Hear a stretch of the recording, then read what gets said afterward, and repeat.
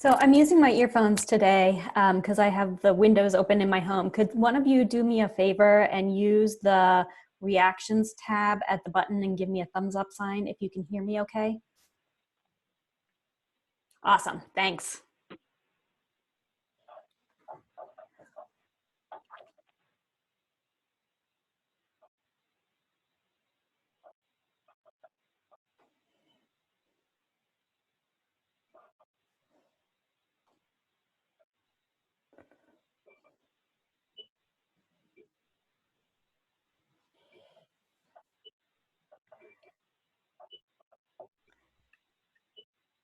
So we have still a couple more people joining, so we'll just give it a couple more minutes and then we'll be good to go. Thanks, Avery. You'll just make us jealous, but depending on what your lunch is. Hi, Phyllis.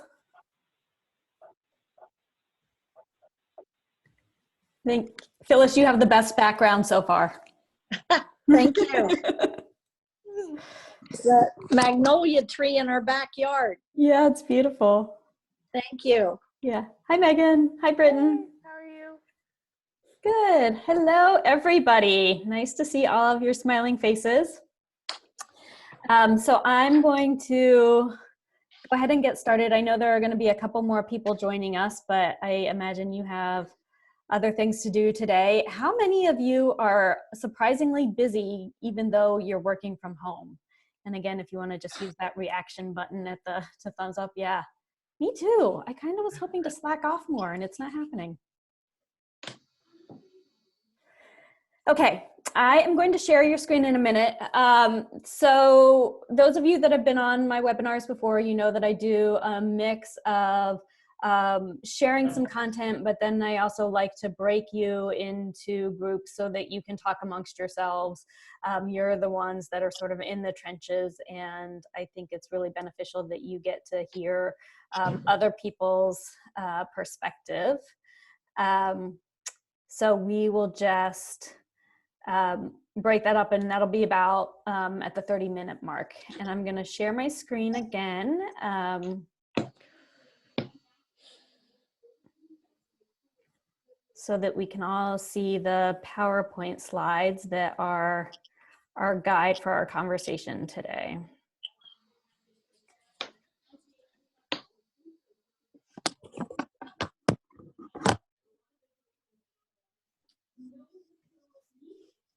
And whoops, hold on.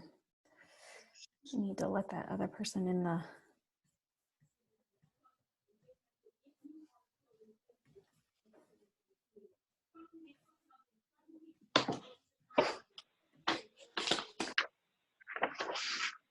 there we go.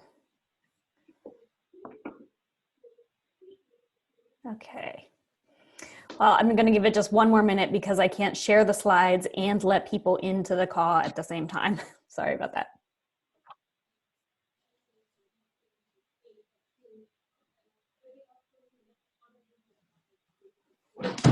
So today we have people from Pennsylvania and Washington State joining us.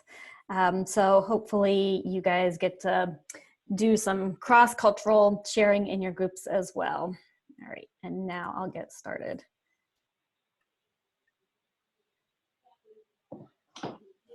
Okay, so today our topic is to anticipate the slump that's coming. So many of you that signed up for this webinar saw that there was a link that I included in my last email from Jeff Brooks, and it was distributed via Chris Davenport for Movie Mondays, which is a really great nonprofit tool. It's actually out of the Seattle area. And every Monday, if you're not already on the list, he sends a brief video or helpful snippet that you can use to support your fundraising efforts. So first of all, I want to check in with you guys. Then I'm going to review what the Jeff Brooks shared during the trends in fundraising during a crisis. Then we'll discuss what you can do now to address the coming slump. And then we'll do some group work so that you guys can come out of this time together with one or two clear tactics that you can implement in the coming weeks and months to help you address the slump. And then there will be time at the end for questions, okay? Sound good? All right. Okay, so first of all, I'd love to hear from you all. What have you done in the past couple weeks, and what feels different for you that wasn't feeling that way a couple weeks ago? So what shifts have you noticed, either within your own organization, with your donor base, or others?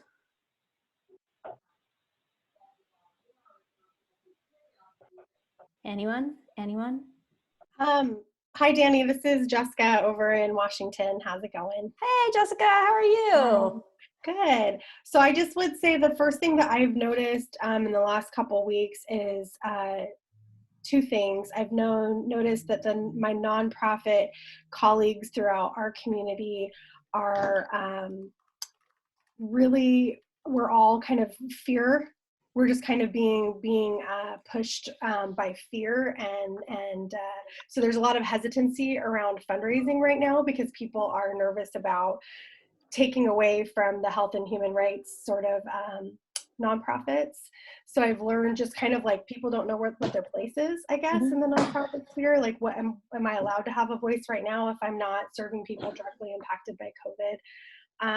And then I'm noticing our donors are just exploding with like helping, like everybody's just giving, especially our donor base is just giving. They've reached out. I've had a couple of donors reach out and say, hey, I know you're not with the food bank anymore, but do you think they need help right now? Can you connect me with someone there? And so I'm seeing that I'm getting to be kind of a little bit of a conduit to those that want to do the direct help. And so I'm just seeing like the folks that are philanthropists really stepping up their game even more. So those are kind of two things I've noticed. That's great. Others? Does that resonate with some of what the rest of you are seeing as well? Hey, this is Stephanie from CWS in Lancaster. Hi, Danny. How you doing? Good, Stephanie. How are you? Good. Thanks for doing this. Yeah. I don't know.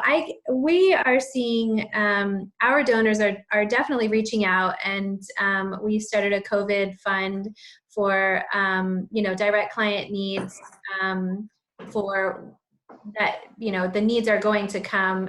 They were already there, and now this is just compounding the issue for refugees and immigrants in the community. But it's been interesting because I have found myself and our director, we have kind of been more on the apprehensive part of it, that everybody's going to have needs, and everybody's going to need things and money. And so trying to find a way where we're making that ask, but also feeling, I don't know, so that we're not taking from others too, so it's been like this, I don't know, because we're all now in this boat. Like in the past, it was refugees and immigrants. We're such a unique population. It is a very unique need within the community. So it's been sort of an easy ask for us. But now everybody is in the same boat. And so it's been, how are we just finding it okay for us to continue to ask? Mm-hmm. There's so much need, Yeah. It's kind of unique for us right now. Yeah, good. Well, I'm so glad you said that, because yes, it is absolutely okay to ask. And we're going to talk about why in a minute. But does anyone else want to share what they've noticed in the past couple of weeks that might have shifted either within your organization or your donor base? Okay. So let's look.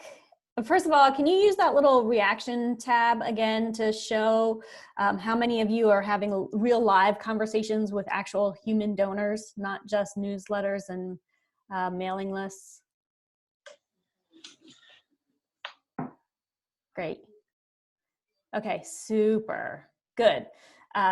Those of you that haven't started doing that yet, I would highly, highly encourage you to do so, and we're going to talk about why in a minute. First of all, if you can see my screen, this is what I shared. This is Jeff Brooks fundraising, and he created this very, very handy infographic to talk about fundraising trends during crisis. And so he collected this data based on past crises like Hurricane Katrina, the 2008 recession, some other natural disasters, maybe also national disasters. But he sort of did some research and came up with this. So what you see in front of you, first of all, your baseline giving. So that was pre-COVID. And then the first few weeks, and I think this was about a month ago now. So for those of you that were in Pennsylvania, this was right around the time that the governor announced that we should all be sheltering in place. Imagine for those of you that are in Washington State, it was all, it was around that same time for you as well to start sheltering in place. And so you would have seen a decline in fundraising. For many of you, that decline could have been a result of the fact that you had to postpone or abandon a big event. For others, you might have just been getting ready to do an appeal and you held off on that. And then for another reason, could just be everyone was in that shock moment. And so everyone was putting their decision-making on hold, including the donors. So people that were likely to give during, March, April, stopped doing that because they were watching the economy tank and watching their retirement account shrink and all that kind of stuff. So they were holding off until they had a better picture of what their life moving forward was going to be like. So that's where that little dip is. And now what I think many of us are seeing is a rise in donations. I know if you're reading the news or follow People magazine like I do, that you see the celebrities that are announcing $1 million gifts, $5 million gifts. So people are stepping up that way. And then locally, you'll probably be experiencing some of that as well. I know Tina is on the call today. Hey, Tina. And I was wondering if you would be willing to share what you just emailed me a little bit ago about your experience. Yeah, hi to everybody. I know some of you, I don't know others, so hi. I am, for those of you that don't know, I work here in Lancaster, Pennsylvania at Assets, and so our main focus is to work with small businesses, particularly in underserved communities in the area. So we focus on working with entrepreneurs of color as well as women who are trying to start businesses. So as you can imagine, our clients have been drastically affected by this. About 75% of them have their businesses completely closed at this point. So we developed pretty quickly a case statement to start to talk about some of the strategies that we're working on right now, as well as kind of long-term funding and or long-term needs that we need. And I've just started to talk to some of our donors about that. And what I'm finding, I think Danny will get into it, but I think we're experiencing a little bit of that bump because we're getting a lot of very positive responses to the work that we're doing. I haven't had anybody tell me that they are going to, limit or eliminate giving at this point. And in fact, I reached out to a foundation that we had applied for a grant with them back in February. And so I reached out again just to talk about what we're doing.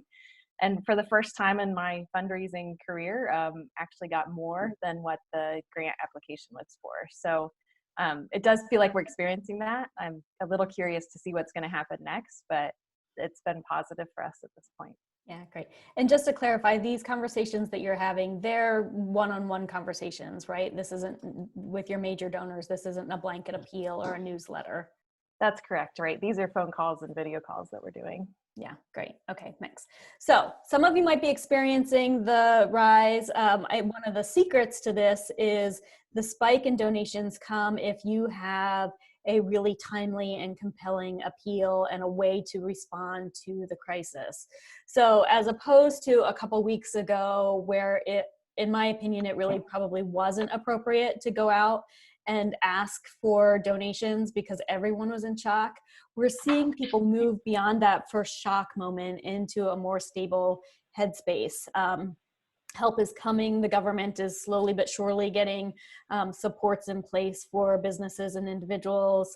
The stock market has started to stabilize a little bit over the past week. The our nonprofits have been able to make everyone move home and work from home, and they've already started to make some hard decisions that's leading to some stability and forward thinking. So whereas a couple weeks ago, everyone was in chaos and it wasn't appropriate to send an appeal because no one would have had the bandwidth to respond, we're now in a different space. And so in my opinion, it is okay to start asking for support as long as you have a really worthy and compelling case statement and you all have worthy missions. So I have every confidence in the world that you can create a compelling case statement.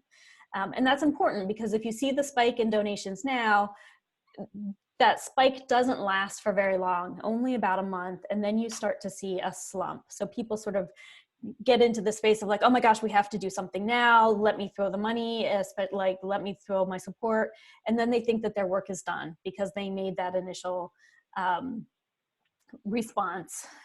The problem is though that initial response, the money that comes in during that time is not enough to carry you through the next 4 to 6 months. It's basically enough to help address an immediate crisis, but long term, you're going to see some people sort of pull back, or you'll still sort of feel that impact in a decline in donations, again, because maybe you've had to cancel some events or some other fundraising tactics. Maybe your own expenses in an organization have risen because the change in circumstance. The demand is greater moving forward because now you have more people that need your services. So there's a combination of reasons why, but there's a slump coming. The organizations that follow best practices will experience that slump, but they'll experience it differently than organizations that are not following best practices. And by best practices, I mean really excellent donor stewardship. So reporting on the impact, the difference that their donations are making, deep, authentic connections with donors, and especially your major donors, and doing the good and hard work of making clear, concise, compelling asks for support. So best practices there.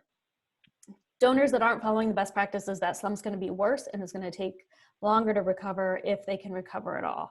So what this means for you, if you don't have some sort of major gift program, now's the time to start developing that. It's not enough to just send newsletters and email or direct mail appeals, although those are super, super helpful.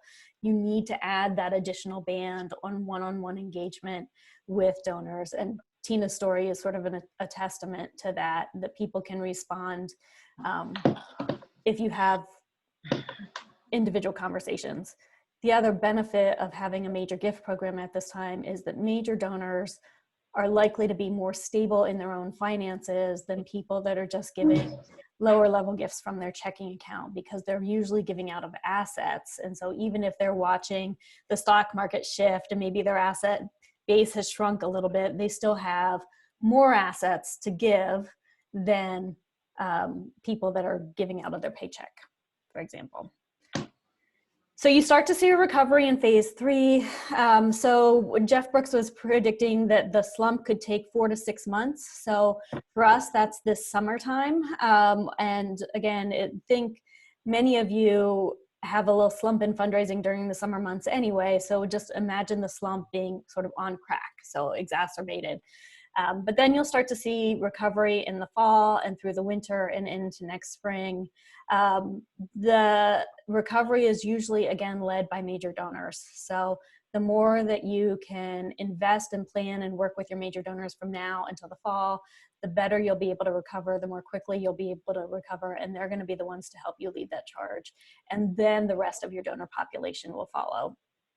And then there could be a silver lining in all of this, which is if you are doing really good major gift work now and you recover, it's likely that you could come out on the other side of this with a higher level of fundraising than you did before.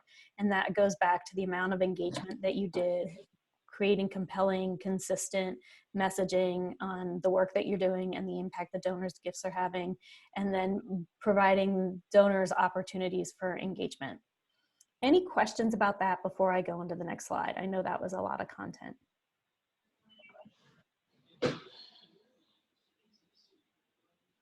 Okay. So here are some things that you can do now. First of all, keep communicating. So I have never actually read a history book on any sort of aspect of war in my life until a couple weeks ago. And I picked up a book about Britain during World War II because I wanted some context and perspective about what we were experiencing. And I vaguely remembered that they were having a really hard time. They were having food shortages. They were getting bombed. So I picked up this history book and I learned that there was this, and this is such a British name, he was in charge of Air Force, so producing all of the planes that the Royal Air Force was using during World War II. His name was Lord Beaverbrook, if you can believe it. And one of the things that he did was he noticed that there were people who started to just send money into the Air Force to support the production of planes. And he started shouting out every single gift that came in. He was highlighting newspapers. He was sending out missives. Anytime a gift came in, he was basically blasting and thanking those donors. And as a result, many, many more people started to send donations in, and those donations allowed them to produce more airplanes and get ahead of it, whereas before they were a little bit behind. But because of the way that he was publicizing generosity, other people followed and started to make donations too. He created a special fund, and it became a thing that helped support their work throughout the course of the war. Do that with your donors. So oftentimes we think of sponsorships as something that is specifically around events, and that's when we showcase or talk about people's generosity. Many of you have had to cancel your events, but you've already secured some sponsorships. So one, I would encourage you to find ways to promote their generosity on Facebook, in a newsletter, on your website. It might be appropriate to do a press release. So even though the event can't happen, find ways to show that those companies were supporting you, even though the normal vehicle for showing that support was the event, and you can't do that anymore. And then for your other donors, whether it's a small donor, whether it's a large donor, I was talking to another client earlier today, and they got a surprise $15,000 donation from one of their donors who just wanted to support them.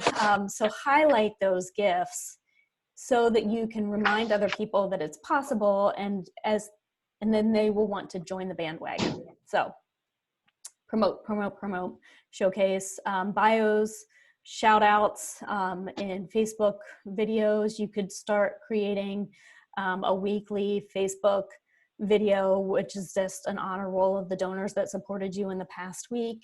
Any number of things. You can put a list in your newsletter. You could do a special email blast if someone makes a gift, but I would really encourage you to do a lot of promoting of those folks that are supporting you right now. So then the second thing is to create a compelling appeal. Whoops, I just lost it. And I am going to try to open. Tina was gracious enough to let me share the case statement that we created. And so I wanted to show this to you because I wanted to outline some of the elements that I think are particularly strong.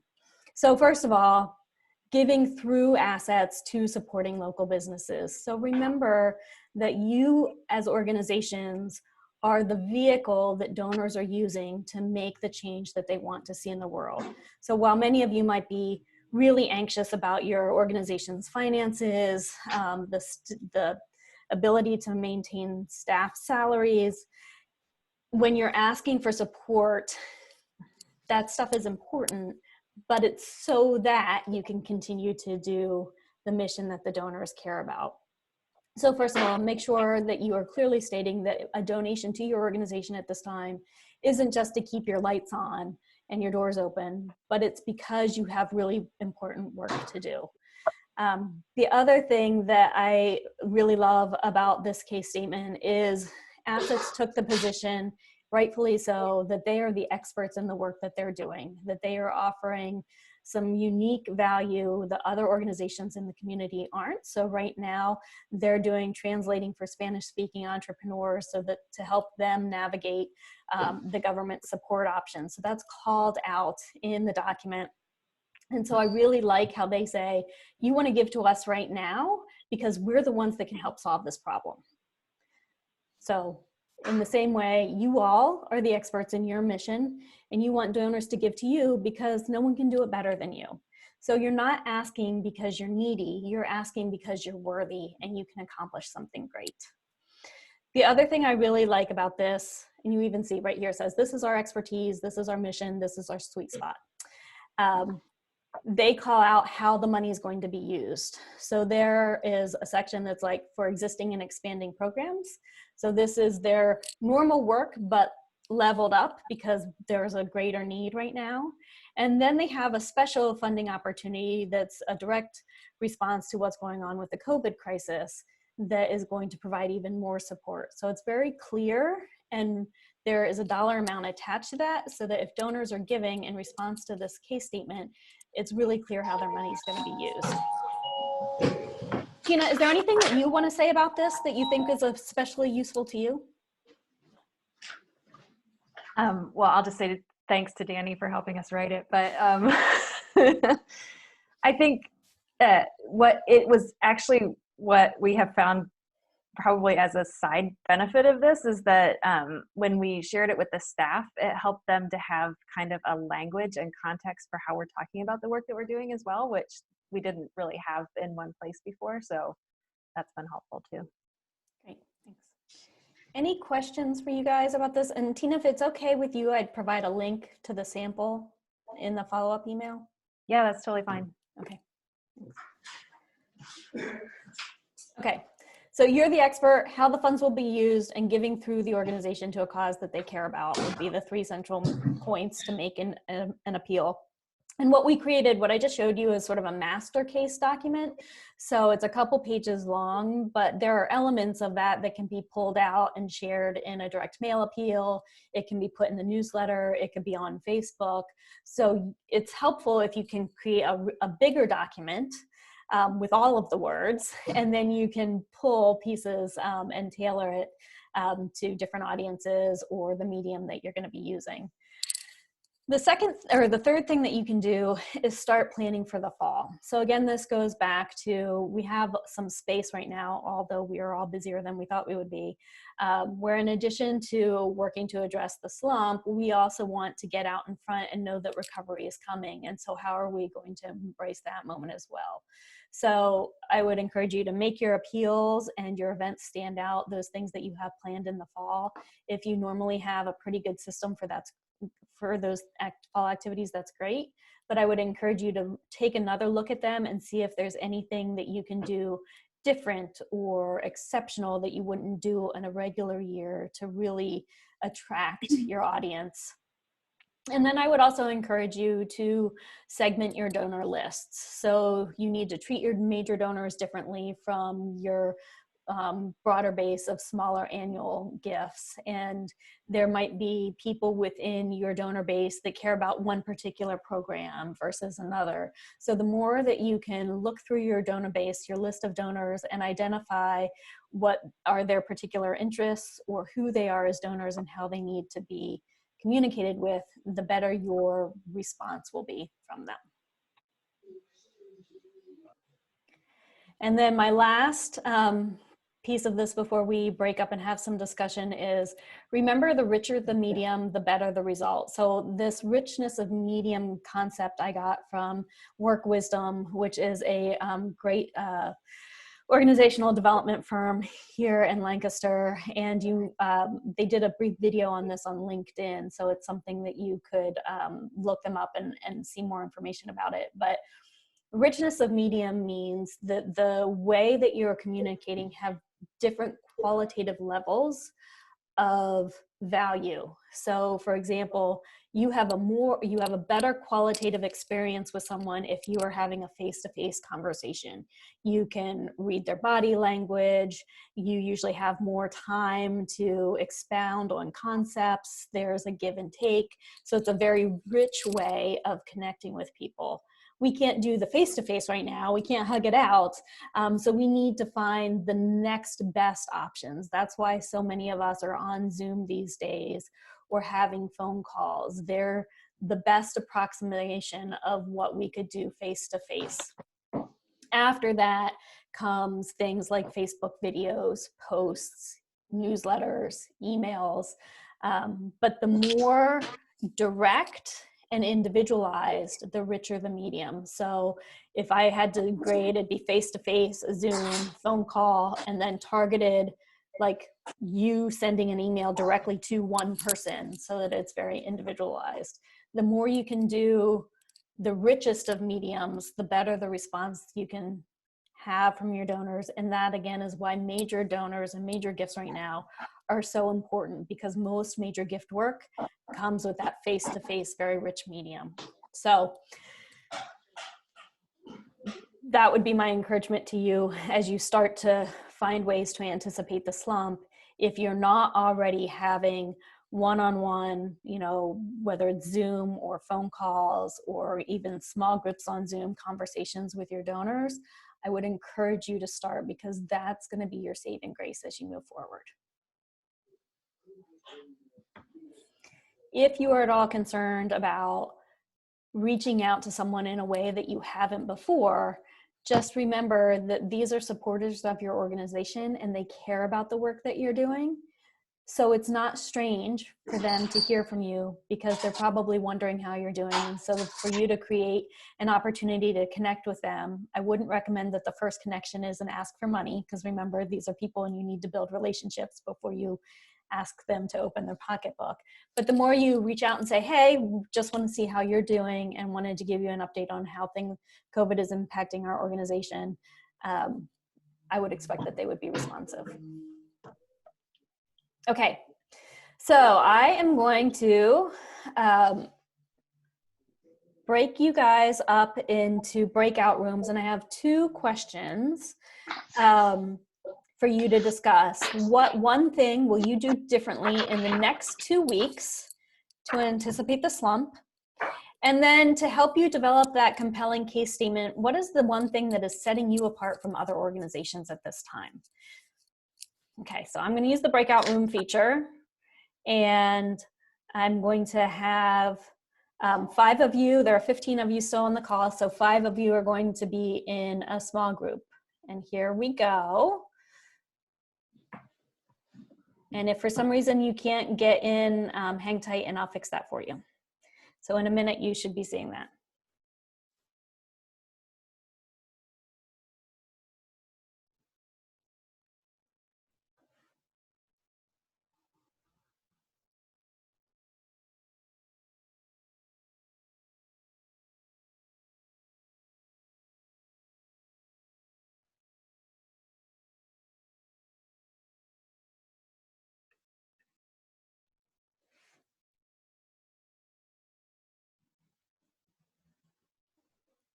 Resume the recording.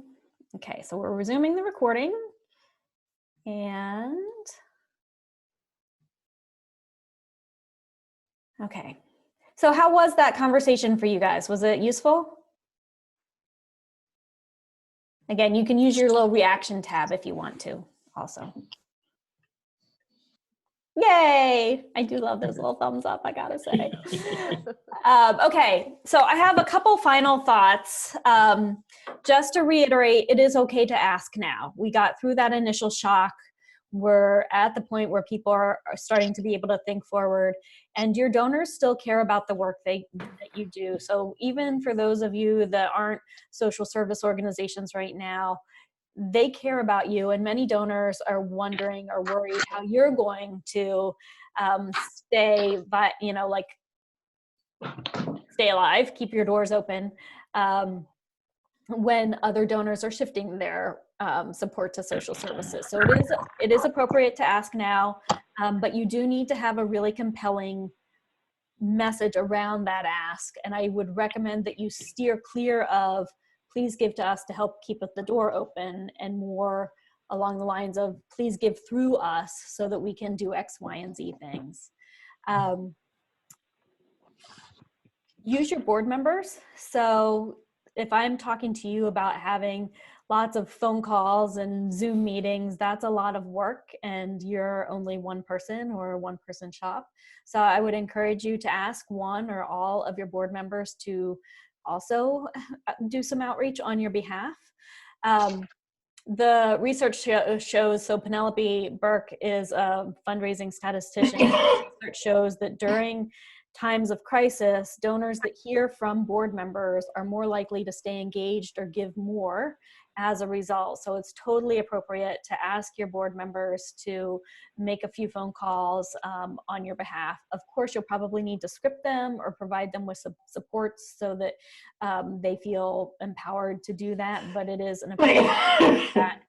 And then don't differentiate between a major donor, a corporate donor, or a foundation at this point. So it's okay for you to have conversations with your corporate supporters, with your your funders, the foundations, and your individual donors. So all of the stuff that we talked about today can be applied to any of those donor categories. So it's not just major donors. There are people behind the businesses, there are people behind the foundations, so reaching out to them is appropriate at this point too. What questions do you have for me or the group about what we discussed today?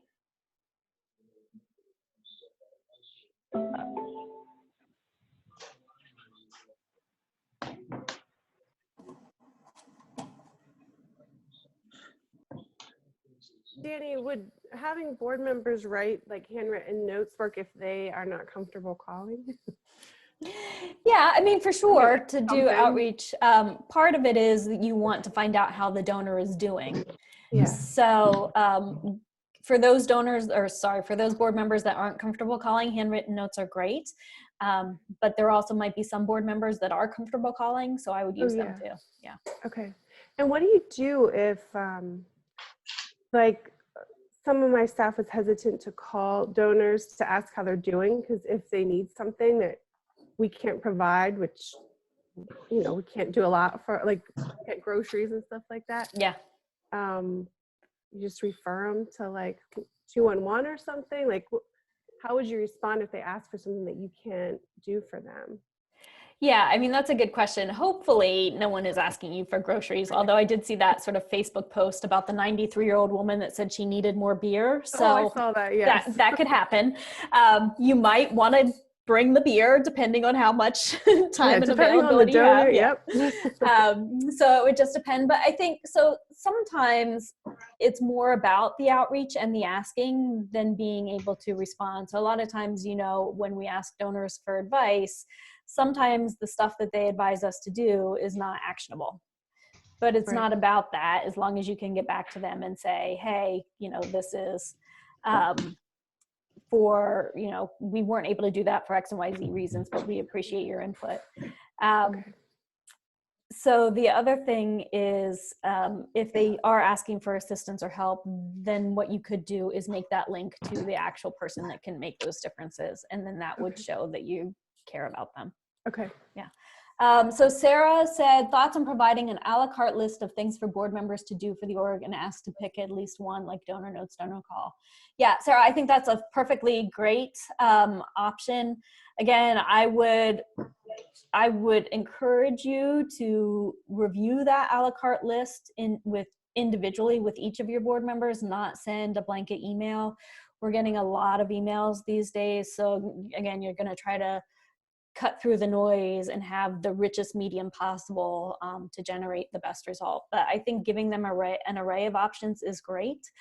And right now, donor call, donor notes, and if they are willing to help collect some content on, or share some content about why they are supporting the organization and what they see, in your case, Mom's House role in the community is right now, that's another way that they could be really useful.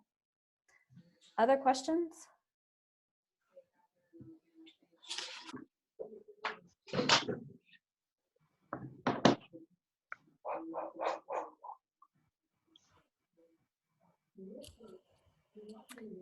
Okay, so let me talk about what's coming next. So many of you were kind enough to reply to my survey asking for content. So in 2 weeks, I'm going to be doing another webinar, and what I'm looking to do right for that webinar is focus on events and how to replace events and mitigate against the fact that events had to be postponed or canceled. So be on the lookout for that. Also, we talked about a couple of things today. We talked about creating case statements and developing major gift programs.